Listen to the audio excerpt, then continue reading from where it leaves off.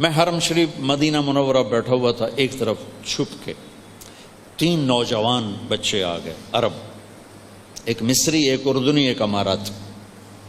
مجھ سے کہنے لگے نستجیزک فی الحدیث، ہمیں حدیث کی اجازت دو۔ میں نے کہا مجھے پہچانتے ہو؟ کہنے لگے نہیں پہچانتے۔ میں نے کہا پھر تم کیسے کہہ رہے ہو حدیث کی اجازت دو؟ کہنے لگے بس من سیماک، ہم تمہیں جانتے تو نہیں ہیں لیکن تیرے چہرے کو دیکھ کر ہمیں لگتا ہے تمہارا حدیث سے کوئی نہ کوئی تعلق ہے، تو ہمیں اجازت۔ عربوں میں سند کے عالی کرنے کا بہت رواج ہے، ہمارے بر صغیر میں کوئی نہیں ہے، ان بچوں کو پتہ ہی کوئی نہیں ہے کہ عالی کسے کہتے ہیں، سافل کسے کہتے ہیں، اور میں عالی کر لوں کوئی ذوق ہی کوئی نہیں۔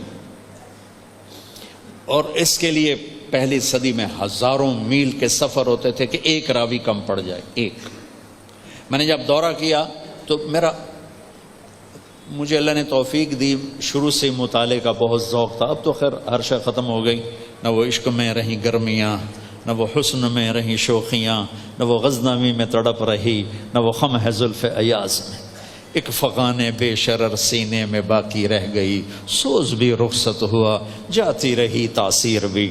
یہ جو پرانا بینک میں 2-4 پیسے جمع ہیں وہی سے نکال کے آپ کو سناتا رہتا ہوں، مطالعے جوگا رہ نہیں گیا، سر درد نے مجھے تھکا کے گرا دیا ہے، اور اسفار اور لوگوں کی بے وقت ملاقاتیں، ان چیزوں نے میری زندگی کو تھکا دیا ہے۔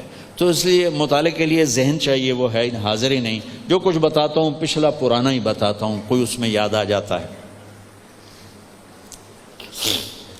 جب میں نے دورہ کیا تو میرا مطالعہ رہتا تھا خارجی، مجھے پتا تھا سند عالی ہوتی ہے، سافل ہوتی ہے۔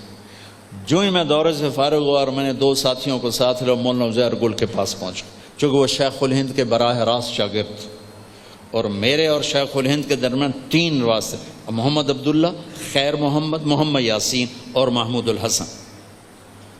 تو وہ تھے، میں نے دنیاوی اور دینی شخصیات میں 2 جیسے بندے نہیں دیکھے، 2 جیسے پرشکوہ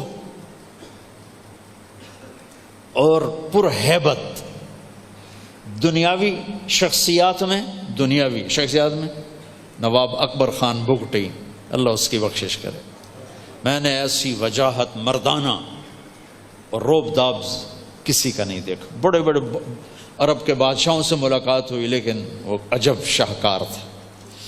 اور دینی شخصیات میں مولانا عزیر گل، اللہ اکبر، کیا شخصیت تھی، کیا ہیبت، کیا روب، کمال، کیا حسن و جمال۔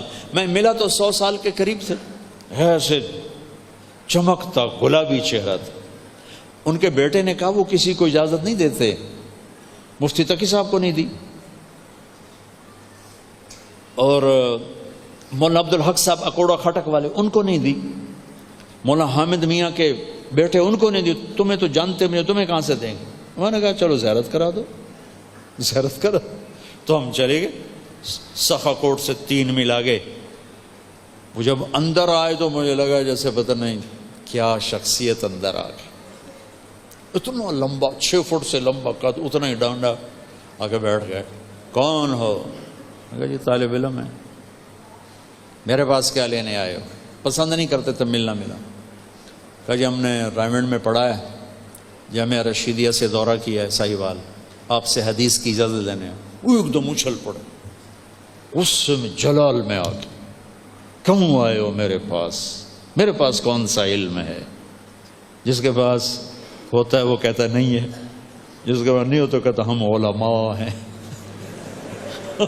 ہم علماء ہیں۔ یہ نکے نکے بچے کہیں گے ہم علماء ہیں، تو غصے میں جلال میں آ گئے۔ بیچ میں ایک جملہ بول گیا، زبانی اجازت کا کوئی اعتبار نہیں ہوتا، اللہ نے ہمارے لیے بلوایا۔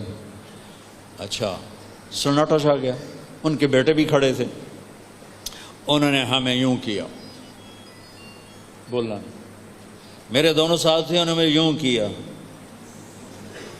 پھر بولو۔ میں نے کہا چلو چھو کے 1-2 ڈنڈے ہی کھا لیں گے، کیا ہے؟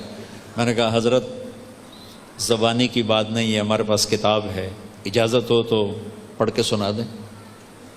تو انہوں نے ڈنڈا یہاں رکھا ہوا تھا یہاں، انہوں نے ہلایا تو میں کہہ لے آیا تیرے سیرے چھوڑ انہوں نے یہاں سے نہ یہاں رکھ لیا، یہ ایسے ہو گئے ایسے، وہ لمبا عرصہ یوں بیٹھے رہے جیسے کشمکش ہو رہی کہ کبھی کسی کو اجازت نہیں دی. میں نے کتنے بڑے بڑے نام بتایا آپ کو، ہم تو ان کے سامنے پدی بھی نہیں ہیں.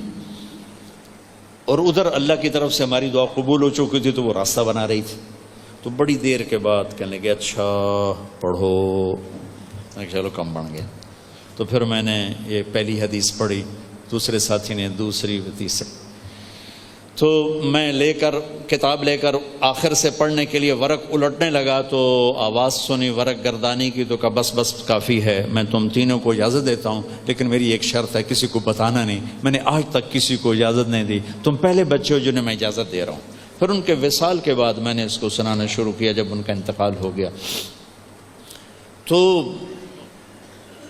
وہ کہنے لگے حدیث کی اجازت. تو اس طرح میرے شیخ الہند اور میرے درمیان ایک واسطہ. ویسے محمد عبداللہ، خیر محمد یاسین، محمود الحسن، ٹھیک. اب کیسے ہے؟ عزیر گل، محمود الحسن، محمد قاسم، عبد الغنی، محمد اسحاق، عبد العزیز، ولی اللہ، ابو طاہر مدنی، ابراہیم کردی، احمد الکشاشی، ابو المواہب شناوی، ابو یحییٰ انصاری، ابن حجر الاسقلانی، ابراہیم بن احمد التنوخی، احمد بن ابی طالب الحجار، حسین بن مبارک الزبیدی، عبد الاول بن عیسیٰ الحروی، عبد الرحمن بن مظفر الداودی، عبداللہ بن احمد السرخسی، محمد بن یوسف الفربری اور محمد بن اسماعیل البخاری. تو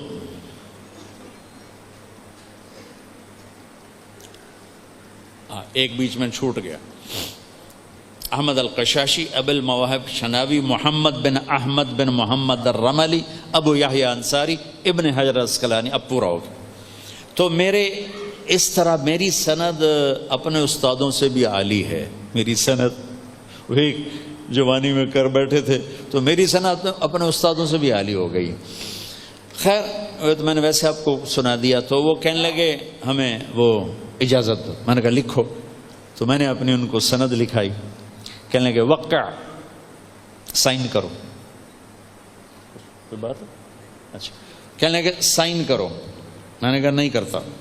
کہنے لگے کیوں؟ میں نے کہا ایک سوال کروں گا پھر کروں گا. کہنے لگے پوچھو.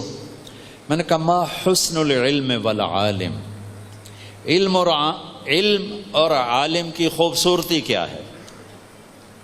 تو یہاں مصری بیٹھا تھا، انہوں نے کہا التقوی. میں نے کہا نہیں. یہاں اردنی بیٹھا تھا، اس نے کہا زہد. میں نے کہا نہیں. یہاں اماراتی بیٹھا تھا، انہوں نے کہا اخلاص. میں نے کہا نہیں. کہنے لگے کیوں؟ میں نے کہا حسن کا تقاضا ہے کہ چیز نظر آئے. تقوی بھی اندر، زہد بھی اندر، اخلاص بھی اندر. نظر آنے والی تو شے کوئی نہیں. ہم لوگ جو کڑھائی کرتے ہیں یہاں کرتے ہیں نا کہ نظر آئے. بنیان پہ کوئی کرتا ہے کہ چولا چاہتے وکھایا ویکھو میں کڑھائی کی تھی؟ کوئی کرتا؟ عورتوں لباس پہنتی ہیں کڑھائی والا، تو وہاں کڑھائی ہوتی ہے جہاں نظر آئے. کوئی بنیانت کرا کے چولے چاہتے وکھائیں دبا دوست.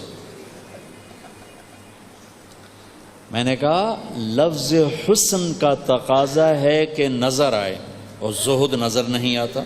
ایک کیفیت ہے، تقوی ایک کیفیت ہے، اخلاص سب سے چھپی ہوئی کیفیت ہے. تو کہنے لگے اچھا پھر کیا ہے تم بتاؤ. میں نے کہا علم ہو یا عالم ہو، اسلام ہو یا مسلم ہو، ایمان ہو یا مومن ہو، مبلغ ہو یا تبلیغ ہو، دعوت ہو یا داعی ہو، سب کی خوبصورتی اچھے اخلاق ہیں. سب کی خوبصورتی اچھے اخلاق ہیں. اچھے اخلاق ہیں. اچھے اخلاق.